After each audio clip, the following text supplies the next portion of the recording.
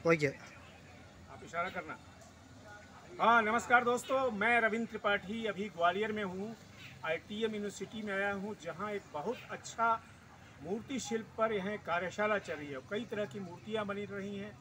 आपको जानकारी होगी कि तमिलनाडु में मूर्ति शिल्प की, या ये कहें कि टेराकोटा की, दरअसल मूर्ति शिल्प में टेराकोटा की एक लंबी परंपरा रही है और उसके यहाँ कई मूर्तियाँ बन रही हैं टेराकोटा की।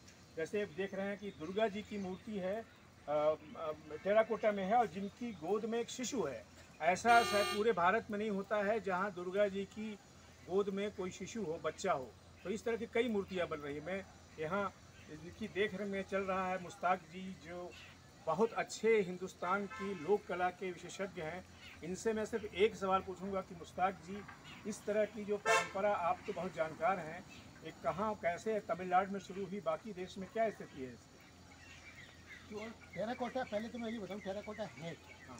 जब कच्ची मिट्टी को 800 से 1000 डिग्री सेंटीग्रेड पर पका दिया जाता है तो पकाई हुई मिट्टी को टेराकोटा कहते हैं।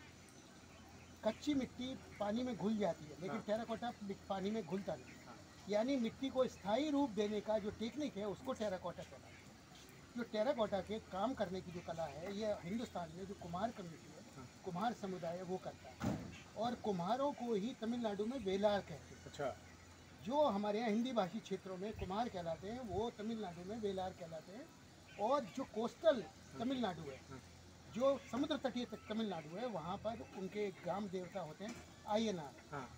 जो कि गांव देवता माने जाते हैं, गांव के रक्षक देवता माने जाते हैं, और लोगों की बीमारियों से बचाने वाले और उनकी मनोतियों को पूरी करने वाले देवता।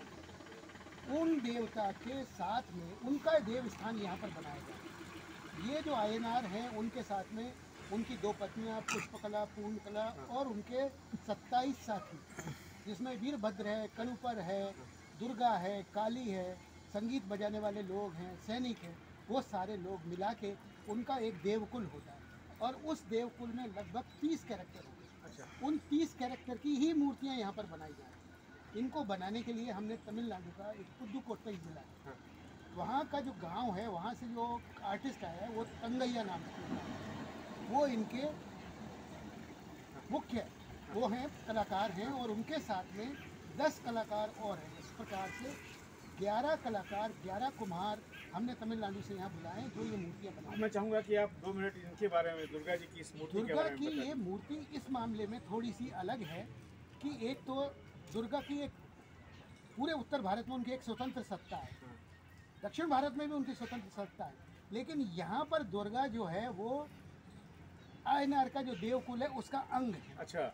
और उसके अंग के साथ में उनके गोद में एक छोटा शिशु बच्चा बनाया जाता है। अच्छा। जबकि पूरे हिंदुस्तान में दुर्गा के साथ में कोई भी बच्चा बनाने की प्रथा नहीं है। ये बच्चा कौन है, इसका कैरेक्टर क्या है, मैंने इन लोगों से पता करने की कोशिश किया, लेकिन इसकी कहानी इनको अब ये लोग विस्मृत कर चुके हैं, भूल चुके हैं। बहुत सारी ऐसी है, हमारा जो पारंपरिक ज्ञान है वो वर्षों में, पिछले वर्षों में वो भूल गए, क्योंकि लोग अब उससे संबंधित अगली पीढ़ियाँ उसको जानना नहीं चाहती। तो अभी जो पीढ़ी यहाँ पर काम कर रही है उसे नहीं मालूम कि इस बच्चे का नाम क्या है या क्या है, लेकिन ये एक अद्भुत चीज़ है जो केवल तमिलनाडु की ही दुर्गा में है। हाँ, धन्यवाद आप सबको। आपने देखा, आपने सुना मुश्ताक जी को।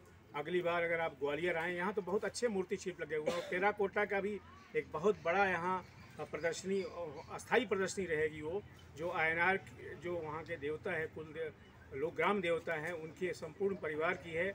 आप इसको जब आएँ ग्वालियर में तो इसको देखने ज़रूर आएँ। Thank you very much.